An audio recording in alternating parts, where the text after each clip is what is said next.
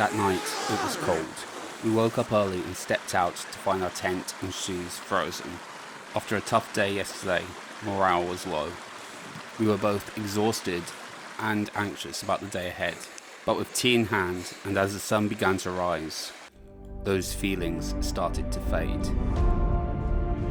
We were in the heart of the Cairngorms, surrounded by a stunning, wild landscape, and completely alone.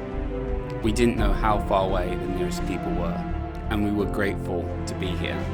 Ahead of us, we had over 30 kilometers to cover, following the river all the way down to Blair Atholl.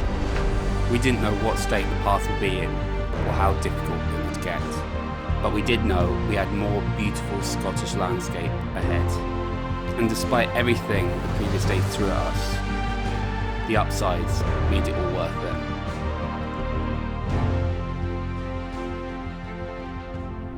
But we had a journey to get on with. So after embracing the views, we watched this visitor.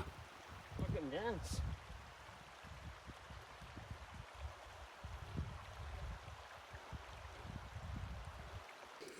And once they left, we packed up and prepared for the final leg of our journey. Back to civilization. Our path would continue through the glen. It would lead us up to hills, and then eventually through a valley. En route, we saw some ruins of a former house. But as we were so far behind schedule, there was no time to explore. There was no time to rest. Filming, yet again, lost priority.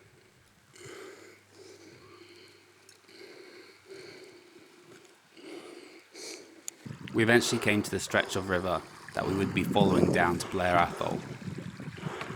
The third and final stretch of our journey will be through this valley up ahead. We'd come a long way, and we were excited to see another change of landscape.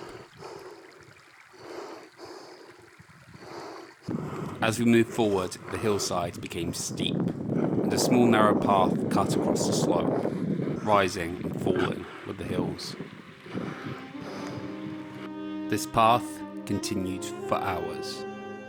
The scenery was dramatic, and the views incredible, but we had no time to stop and enjoy it. We moved the quickest pace we could, very much aware it would be a race to reach the car before dark. On the hot spring day, the sound of running water was pleasant. We eventually stopped on one of the banks for a quick water and lunch break. It was peaceful for a moment, enjoying the scenery.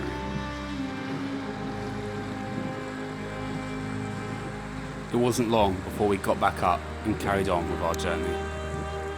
We paused briefly at the Falls of Tarf before getting back to the final leg of our route.